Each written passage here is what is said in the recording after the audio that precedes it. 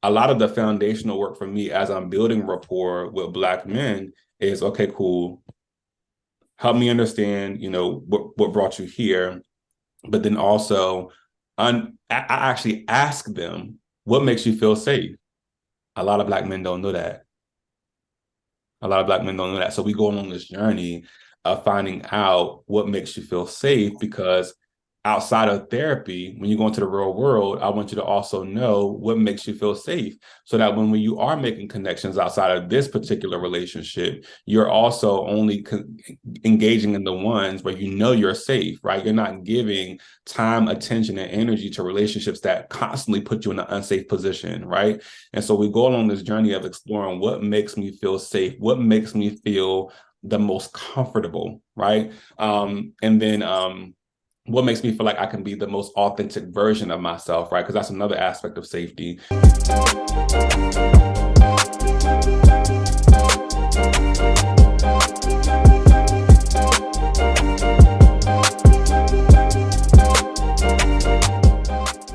Hey guys, welcome to another episode of Legacy Speaks. My name is Sierra Hillsman, licensed professional counselor and emotional wellness coach. Today, we're going to have another amazing conversation with the Charles Robinson-Snead, and he is the founder of Color My Mind, as well as Brown Brothers. And as y'all know, I love having conversations with other clinicians, especially people who are doing amazing things.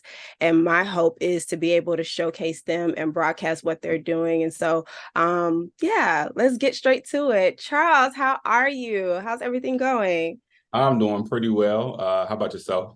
I'm well. What does pretty well look like? I ask clients that all the time when they Yeah. do a quick check-in. They're like, I'm good, I'm fine. Well, what does that even look like?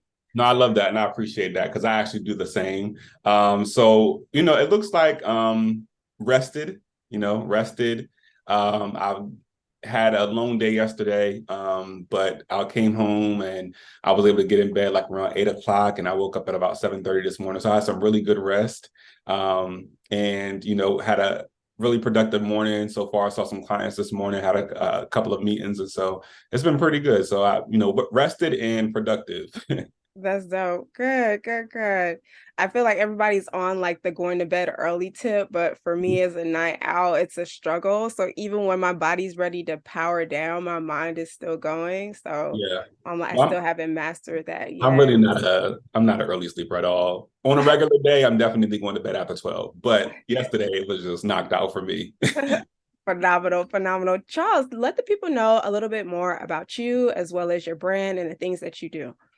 Yeah, I mean, I'm just a regular guy from Delaware. I was born and raised in Delaware my entire life. I recently just relocated to Maryland, like in the DC area, for school. So I love HBCUs. I got my undergrad degree from Delaware State University. Then some time after that, I got my master's degree from a school in Pennsylvania, and now I'm here at Howard University, pursuing my PhD. But I grew up very humble beginnings, primarily raised by my mom, single parent. I have four siblings. And I have some nieces and nephews that's been like coming out of the woodworks now. Like, I got my sister just had her daughter in June, and then my oldest brother, he just had his second son on the 18th of this month, and then my little brother, his first child is due, I think, in April or May. So they're just coming. Oh my gosh. I get excited because I have a younger brother. He's 3 years younger than me. And him and his fiance, they don't have kids yet.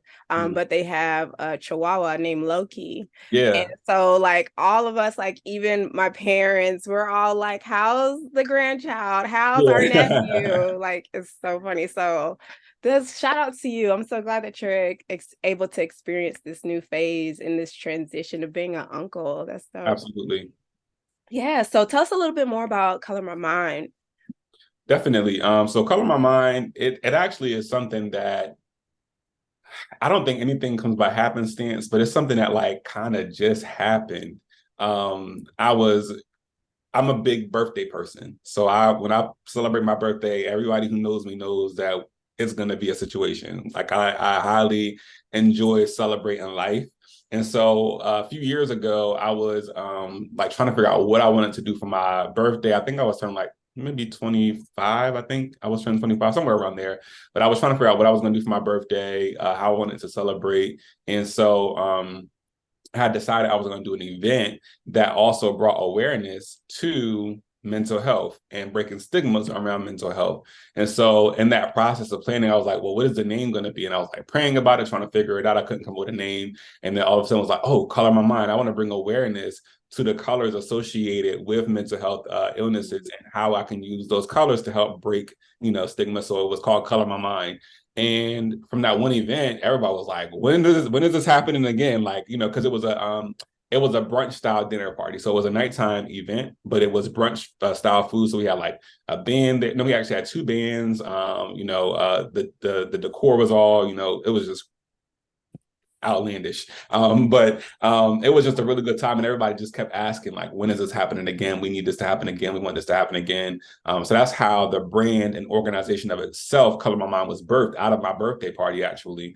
And so then people started asking me like, oh, you're the perfect person to do something specifically for men. Like Black and brown men need you. Like we don't have that representation within the field, and so forth and so on. So that's really where Brown Brothers came from. So Brown Brothers is a branch outside. It's under Color My Mind, but it's still, it's its own initiative. So yeah, that's pretty much how Color My Mind came about. It was my birthday party, and then people wanted it to continue to happen. And so I just created it as a brand, and it's been flourishing for this is our 4th year, going into our 4th year. Oh my gosh, shout out to you and glory to God, for real, for real. Absolutely. It's very interesting how we as creatives can take our calling and our purpose and partner it with the things that we thoroughly enjoy. And I always encourage people, whether you're an entrepreneur, you're a W-2 employee, therapist, whatever the case may be, we all have some level of creativity. Absolutely. And you were able to utilize that and create that for an opportunity to connect people for a more global cause. And so I do want to segue into what you literally just talked about, right? Creating safe spaces for Black and brown men. Absolutely. And making sure that they have some level of community. Can you speak to the importance of creating a safe space or maybe safe spaces for Black men, especially when we're talking about mental health and emotional wellness? Yes. So this is a conversation that I highly enjoy having, and I think it's so necessary to talk about. So I appreciate that question. But when it comes to community in and of itself, I think that is not something that is subject to only Black and brown men. Community is highly important and vital for all people, when it comes to my particular belief system as a Christian. And I believe that no person was ever created to be alone. I don't believe that, but by far. I believe that in the beginning, and if I speak about my faith, if I must, go ahead. No, everybody on this podcast knows that we talk about Jesus. So go ahead. It's okay. Say less. So in the beginning, when we talk about the genesis of it all, when God created all that He established, He said, "Let us make them in our image." So He was already in community at the beginning, and so if we're duplicates of our Creator, then He also created for us to be in community. And so even when we talk about the triune being, God, Son, and the Holy Spirit, that's a community in and of itself. And so I do believe that we were all created to be our healthiest versions of ourselves amongst community. But what that means is that we have to be very strategic with how we develop our community, because it's easy to establish an unhealthy or a community that will further support negative or unhealthy habits and relationships and how we live out our lives. And so if I can speak specifically for Black and brown men, community is so important because it's already been happening throughout the courses of centuries anyway. If we look at the way that the barbershop has been pivotal for Black and brown men, right? That's a community already. And so many Black and brown men love going to the barbershop because that has functioned as a form of counsel for us for centuries. It's been a safe haven for us.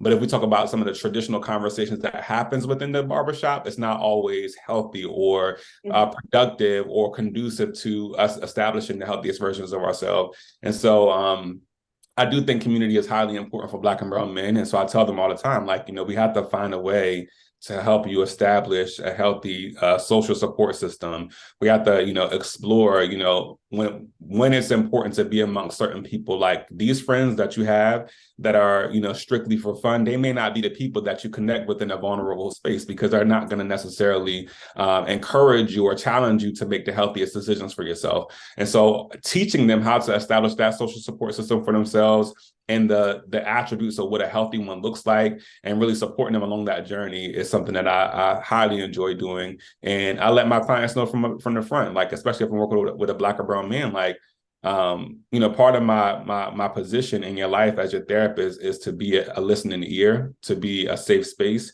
to be someone that you can come and talk to and help you to process through certain things.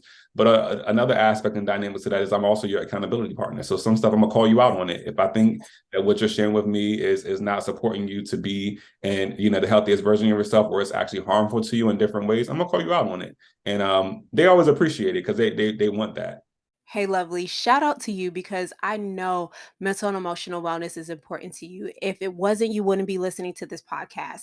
But lean in really quickly, because I know sometimes it's really hard to create a plan and actually sticking to it. So let's take your mental health to another level. Ever wonder what keeps you from fully executing? Ever wonder how you can build the confidence for decision making? Well, guess what? You're not alone, and I'm here to help. So head over to mentalhealthgoals.com for your free mental health plan. It'll give you practical strategies for addressing your current mental health needs. But first, you got to tap in. So head over to mentalhealthgoals.com to receive your free mental health action plan today. Do it right now. mentalhealthgoals.com. See you soon. Absolutely. Absolutely. And you hit so many different points that are very important to touch on. One, the concept of accountability.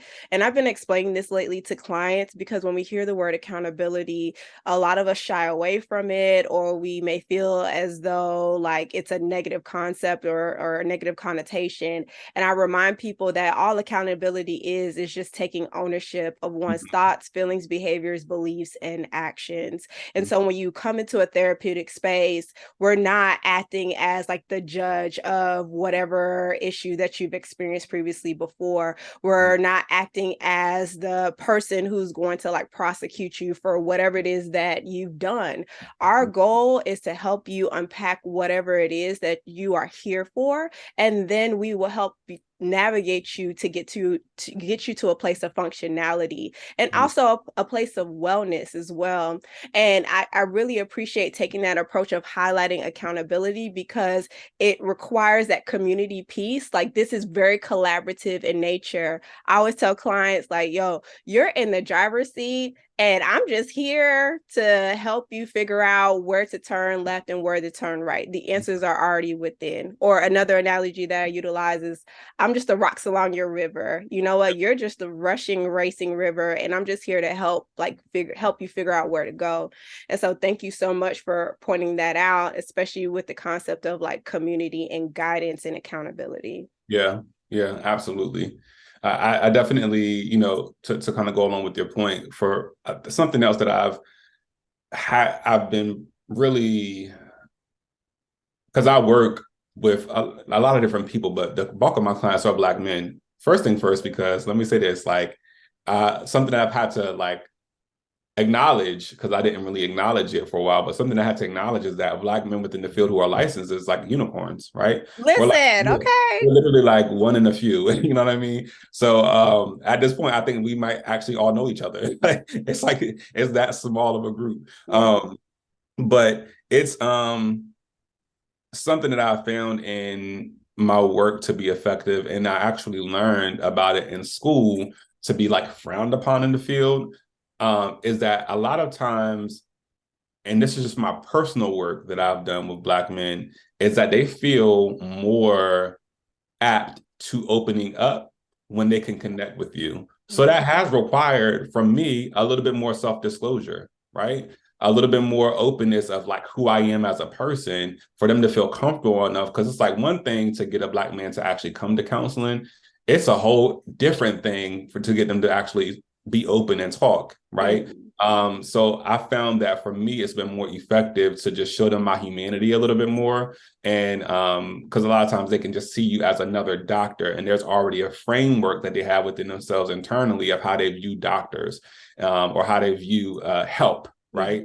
And so to break those barriers of the stigmas that come along with getting help, I show my humanity and I show my person and my personality in my sessions, specifically with Black and brown men. And that a lot of times has broken down the barriers that they've had to wanting to share. And they'll actually say it.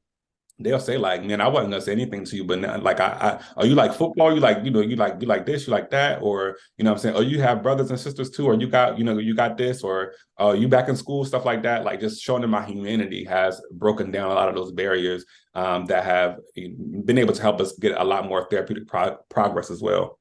Right. And funny enough, because your brand is called Color My Mind, immediately I was just like, you know what, you're not only helping them recolor their mind, but you're also reminding them that they have color to their soul. Absolutely. And so I think oftentimes, especially when we're dealing with not just like Black and brown men, just Black population in general, like Black mental health, it's just a reminder that it's not always black and white. Like, you can live Yeah. in the both, and you can bring your whole authentic self into any and every space, even in society. Even if you might feel like you have to wear these masks, remember in this moment that you can show your full authentic self, and that's beautiful. One, Yeah. I also appreciate the fact that you provided insight on what that looks like from a voluntary perspective with helping with Black men, because for me, for quite some time when I worked in the substance abuse space, most of my clientele were not voluntary. Well, they were voluntary in terms of like coming to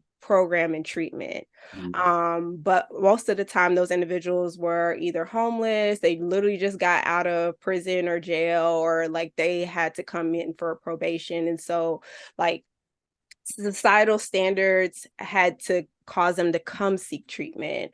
Whereas like for you, it sounds like your population is voluntarily coming in. Maybe because of the fact that like life has become too hard, or maybe they came at a suggestion of a loved one and whatnot.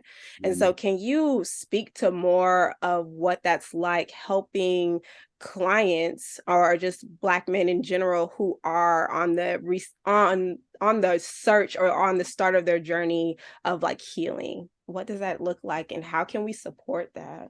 Absolutely. I think it looks so different for so many people. I do work in an outpatient setting, and so it is voluntary when they come to therapy or come to counseling. And most of the time, it is the space that they come to when they've gotten to that, like that the precipice of, I'm about to give up, right?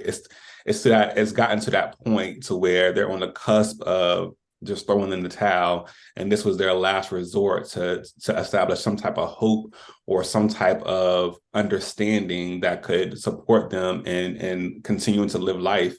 And so that I see that a lot. I do see it as well where some folks have gotten support from family to say, what, this may be the best direction for you to go at this point, because maybe they try all that they thought they could try, or whatever the case may be, or utilize all of their resources, so forth and so on.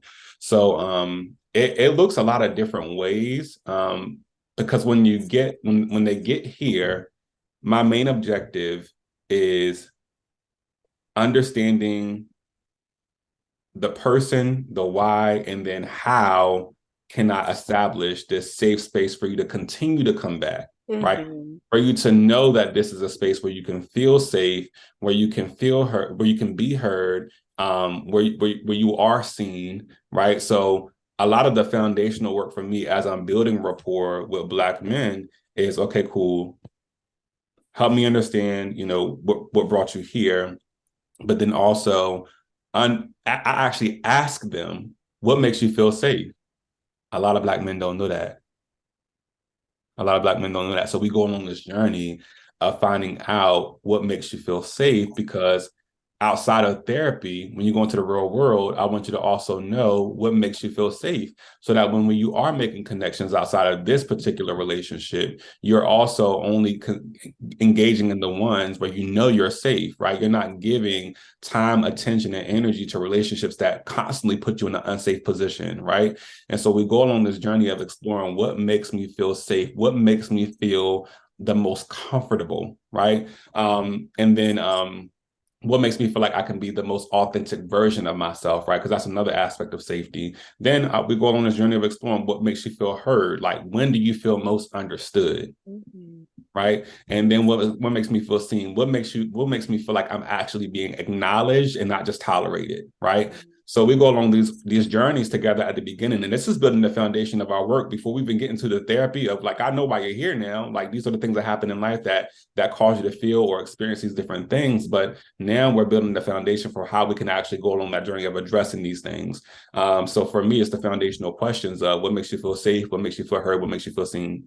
So immediately I think about Maslow's hierarchy of needs. For Mhm. anybody who's never heard of it or maybe needs a refresher, Yeah. we're talking about like those basic needs, like safety is most important. And when we're thinking about safety, we're talking about like personal safety, whether or not you feel like somebody's going to shank you in the middle of the night, or whether or not you feel like you're financially secure and you have enough money to be able to eat and take care of your bills. But what you're talking about is like that emotional safety that a lot of people overlook. Mhm. And it's important for us to establish emotional safety, because if I'm not emotionally safe, then I'm not going to be willing to be vulnerable. And Right. vulnerability requires trust. And that leads into what I always tell clients too, is just like trust requires time and time requires trust. Yeah. And so the fact that you're taking that time and being intentional and having them increase their mindfulness in that moment, because it's hard for people to increase mindfulness if they're living from paycheck to paycheck, or if they're Right. trying to Right. provide, or if they're trying to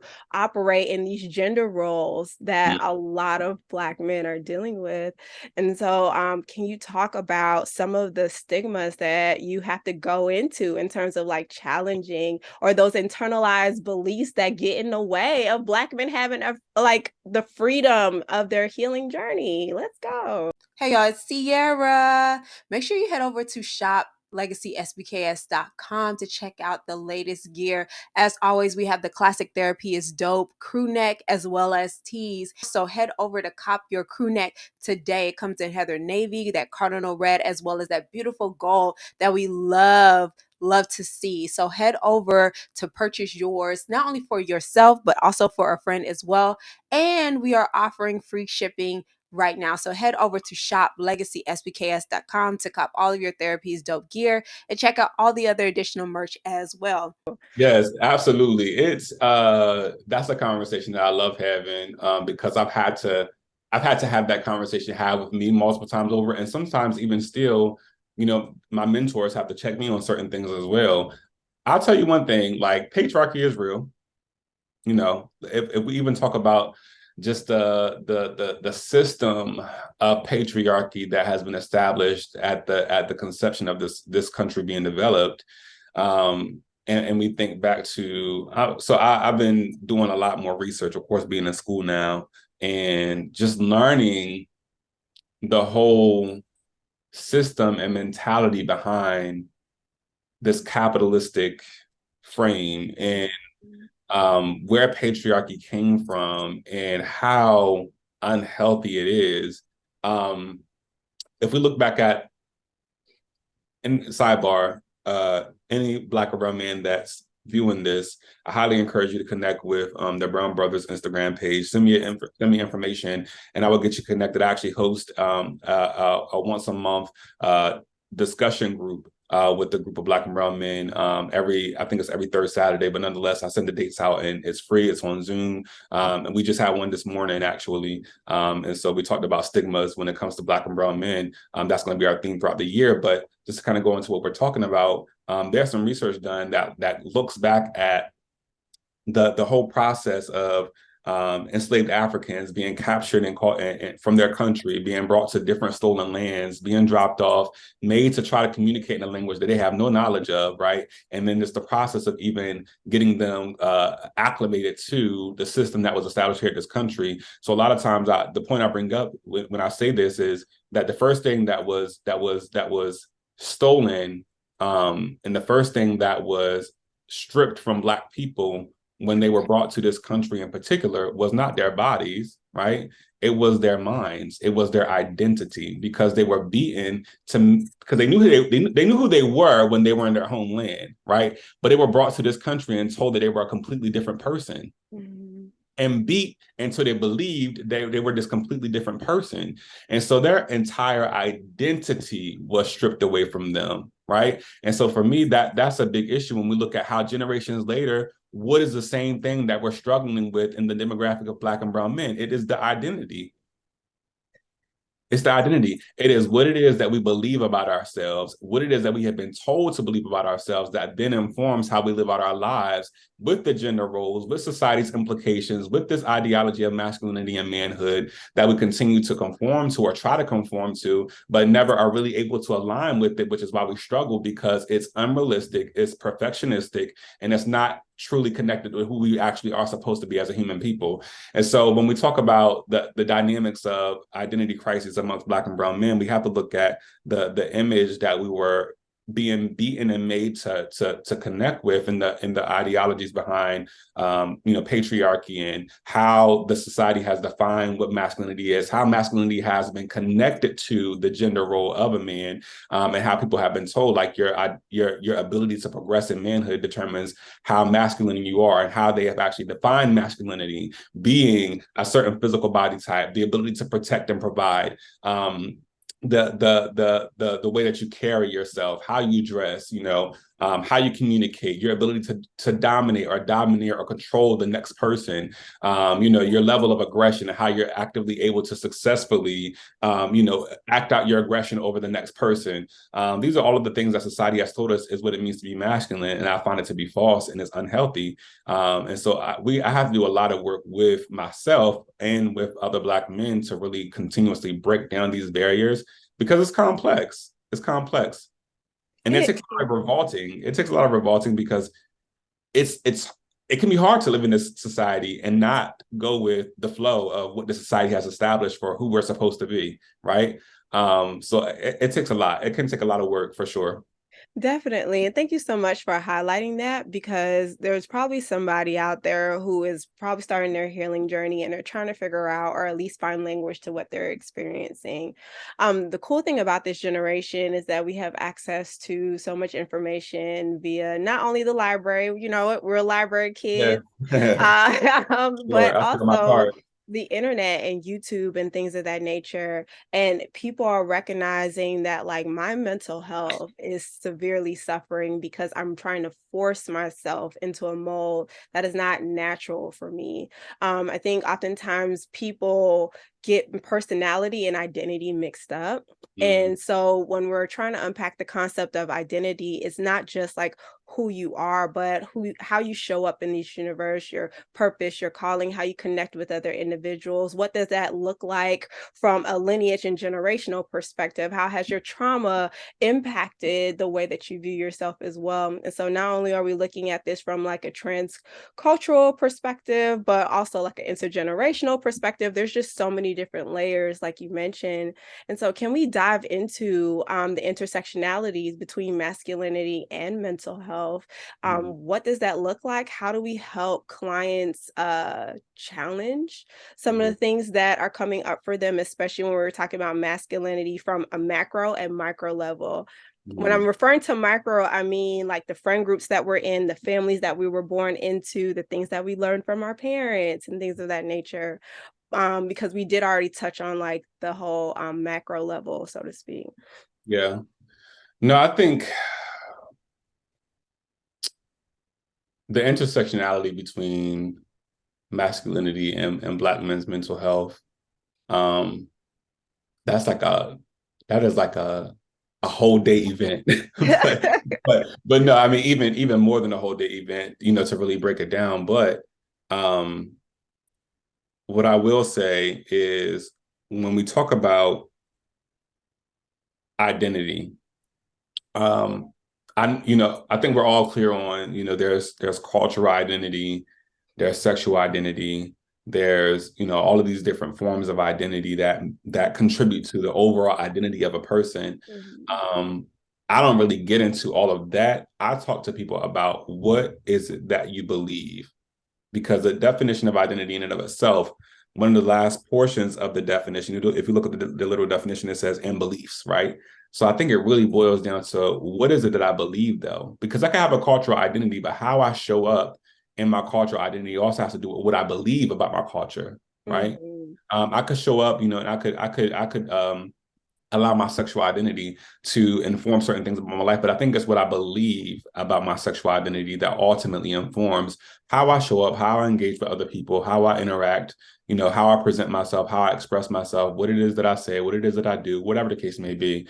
So I think it really boils down to the belief systems of an individual. And so when we talk about masculinity, I don't think masculinity in and of itself is a problem. I think it's what men believe about masculinity, which is the problem. And so, you know, we have conversations all the time, and I think I like to open up discussions asking people, how do you define this, right? Because then you can get their raw opinion or idea behind what it is they believe about this particular aspect of life. And so when I say masculinity doesn't have to be unhealthy or negative, I say that because it's one of those terms that literally is individually defined, right? You define it for yourself. It's been so societally driven that masculinity is one kind of a thing, but it really is like, how do I define it though for myself? Not about the community, not about the state or this country or this region, but how do I define it for myself? What parts do I want to integrate into my life, and what parts do I want to omit from my life? Because I don't have to agree with or commit to every aspect of this idea, whatever the case may be. So I think it really boils down to the beliefs that a person has about us, about a certain aspect of life or a certain aspect of being, that then determines how they're going to show up in the world. But masculinity, the societal definition of masculinity, has been very harmful and detrimental to the Black man because it's told us so many unhealthy things that we have ascribed and subscribed to, and been trying to conform to, that does not fit the natural aspect of our being in and of itself. Masculinity, according to society, is about domination. It's about control. It's about the ability to protect and provide. I work with a young Black man now. He might be, I think he's about 25 years old. And we're having conversations now about, for him, like what it means to be a man. And he's beating himself up so much because of this idea of protecting and providing. He doesn't have the ability. He doesn't have the ability. And so I told him, I said, what if you don't have what you need right now to be able to operate in that area effectively, right? That doesn't make you less of a man, right? Maybe you were never taught how to balance accounts, right? So when we talk about provision and, you want to work all these jobs and get all this money, my pastor says all the time, you can have all the money in the world and still be broke, right? If you don't have the ability to effectively manage your finances, to be able to provide for yourself or for your family in that way, because provision is not only financial, right? But if you don't have the ability or the resources and the knowledge on how to effectively manage finances in that way, then why would you put yourself under the pressure of being a financial provider over a family? You don't have what you need, right? I think the first thing and this is just an example, but the first thing that would be effective for a man to be able, or any person, honestly, a man or a woman, whoever, to be able to effectively operate as a provider financially, is getting the development you need, right? Yeah. What is it that I need to do? What skills is it that I need to develop? I need to learn about my credit, right? I need to learn about how to manage credit cards. I need to learn how to balance my checking and my savings account. I need to learn about savings and investments, right? This is the developmental process that puts you in that space to be able to effectively operate as a provider financially. But then also when it comes to protecting, a lot of times we limit that to physical protection, right? We don't expand it to greater things. But even if we talk about the physical protective piece, what if I never was taught how to defend myself? I don't have the development that I need to be able to physically defend myself. And so I think sometimes when we talk about how we define masculinity, I think it has to do with what we believe about it, like how we believe in this particular construct, but then also, do I have the development I need to effectively show up as the best version of myself in the healthiest way possible, right? So I think that is a lot of the things that we need to address as Black and brown men is, do I have the development? Do I have what I have what I need to be able to operate as the best version of myself? And sometimes I don't, and I have to be able to acknowledge that and be okay with it. And to also say, hey, in this particular area, I don't have what I need to be the financial provider for the family. Maybe I make the money, but I don't know how to manage it well. So maybe my wife is the person to be the financial provider for the household, because I may be able to give her the money and she can do with it what, she's better in that area, right? But it takes that acknowledgement that I don't have what I need to be able to be effective or successful or healthy in this particular area. So it's okay that I relinquish these responsibilities to another person, or trust in somebody else to be able to, support in this area, or whatever the case may be. I love the unpacking and unfolding of the way that you just did that, because it's a reminder that we are measuring ourselves up against standards that are partial in nature. And so it's a reminder that, yes, you can have these beliefs, but do you have the training, the development, the skills, the resources Exactly. in order to close the gap in between where you are and where you want to be? Exactly. It also encourages people to, like, going back to the vulnerability piece, um, acknowledging what you're lacking or what you don't have, and leveraging the strengths that you currently have as well. And Absolutely. we do this a lot with our clients already, right? Yeah. For me, I go into a needs assessment. What is it that you need in this moment? What is your level of accessibility to that particular resource? What resources are within your reach? And who can you partner with in order to get that done, right? So similar to the client that you're working with, you help that individual increase their awareness. Now the question is, what next? Who do we need to get you in alignment with to be able to close that gap? Or do you even want to start this journey? Is this something that you really want to commit to? Because we may find that we're lacking something, but we may not have, like, the drive to actually pursue it. Right. Or maybe there is something that takes more precedence in comparison. Yeah. So thank you for acknowledging that. And even going back to, like, the concept of, like, strength-based techniques, provision, you get it as a provider, you get opportunity to redefine what that actually looks like. Yeah. Being a caregiver, you can define what that looks like. And so figuring out, what is it that I'm trying to step into, and how can I make it my own, and who can I partner with in order to get that accomplished? Yeah, yeah. No, all of that. Yeah, you hit the nail on the head. And I think it even goes into, like, how masculinity is connected to gender roles, and masculinity and femininity connected to gender roles, and and so a lot of times I have to address that as well. Like, it doesn't make you less of a man to wash your own dishes. You know what I mean? Like, why is that even considered, right? Why is it considered? It doesn't make you less of a man to wash your clothes, right? Or to cook your own food, or to want to clean something up. But I think that society's definition of masculinity has literally inflicted that belief in men. In reality, like, real talk, Yeah. if we listen to a lot of these talks we hear on, like, social media, a lot of men really do believe that if they wash their own dishes, or if they clean up their own clothes, or if they do their own laundry, that's a hit at their manhood. And I'm like, what? Like, we have gotten that minuscule to how we think about ourselves, that we really do believe that certain actions make us less of a man. It's crazy.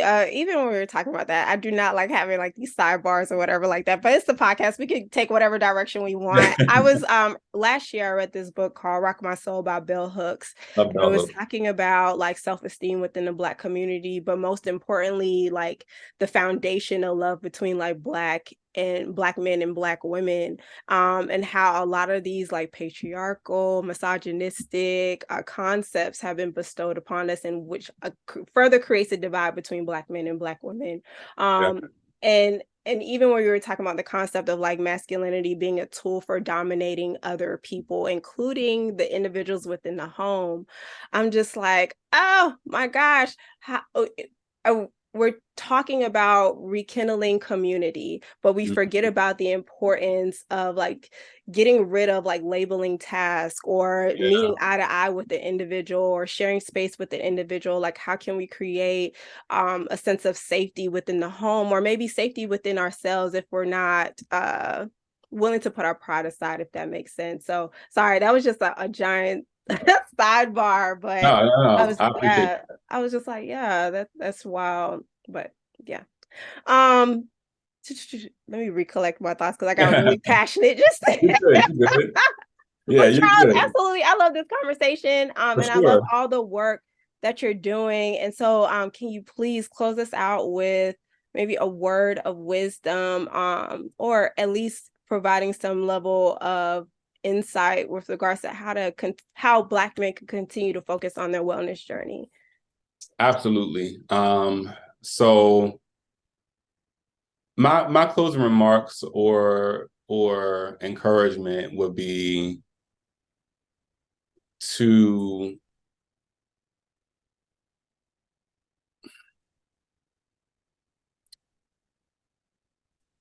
this is a good question. It's okay. um, I would definitely encourage being open enough to challenge yourself. I think that it's okay to get another perspective. It's okay to get feedback. And to the degree that you're able to get the feedback, withstand the feedback, and actually utilize it, I think it makes you stronger and healthier. And I say that for a few different reasons. I think the idea for men so long in this community has been to not emote and to suppress and to not express their feelings, and that's what makes us quote unquote strong. But I've been flipping that, and I've been telling men, the more that you suppress, the less that you express actually makes you weaker, because it does not give you the ability, or it's saying that you don't trust yourself enough to acknowledge what it is that's naturally going on the inside of you. When we talk about mental health and well-being, mental health is something that we all have as created human beings. We can't get away from it. Just as well as we have a physical health and a physical body, we also have mental health. We all have minds. We have souls and spirits. And so mental health is not something that we can necessarily run away from, but society for so long has tried to encourage us to do that, and we have subjected ourselves to it. And so I think it's extremely important that we come to grips with acknowledging instead of suppressing, Mhm. processing instead of ignoring, and really get into a place where we can resolve what it is that we think, feel, are motivated to do or unmotivated to do, whatever the case may be, and actually be able to like put words to it and talk about it. So I would encourage that. Lastly, for the men specifically, I would say I highly encourage you to read two books in particular. Three books in particular. Let me take that back. Three books in particular. I would say The Will to Change by Bell Hooks. I would say Cry Like a Man by Jason Wilson and Battle Cry by Jason Wilson. I think those are three very vital and pivotal books that all Black and brown men need to read when it comes to redefining your identity, your ideas of yourself, and having a healthier view of what it means to be a man.